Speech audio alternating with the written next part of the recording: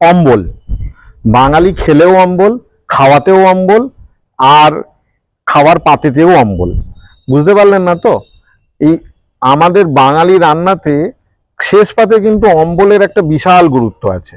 সেটা অম্বল হতে পারে, চাটনি হতে পারে, টক হতে পারে। তো আমি একবার এক মাসিমাকে জিজ্ঞেস করেছিলাম যে আচ্ছা মাসিমা, চাটনি আর অম্বলে কি তফাৎ? মাসিমা বলেছিলেন, চাটনি বাবা চেটে খেতে হয়, অম্বল চুমকে খেতে হয়। চাটনি হচ্ছে মিষ্টি বেশি টক কম, আর অম্বল হচ্ছে টক বেশি মিষ্টি কম। তার মানে বাঙালি খাবারে চর্ব চোষ্য লেহ্য পেয়র মধ্যে চাটনি হয়ে গেল চোষ্য, আর অম্বল কিছুটা পেয়। তো এই বিষয়ে আমি একটা আমার ব্যক্তিগত অভিজ্ঞতা হয়েছে। ফুচকা অনেকেই খেয়েছেন, ফুচকার দোকানের সামনে দাঁড়িয়ে দেখবেন যে এই জিভের তলা থেকে একটা শিরশিরানি ভাব তৈরি হয়, আর একটা হালকা জল বেরোতে থাকে।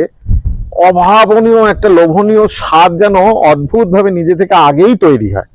তারপর যখন এই ফুচকাটা মুখে পুরবেন, তখন অনুভব করে দেখবেন ফুচকা একটা কমপ্লিট খাবার।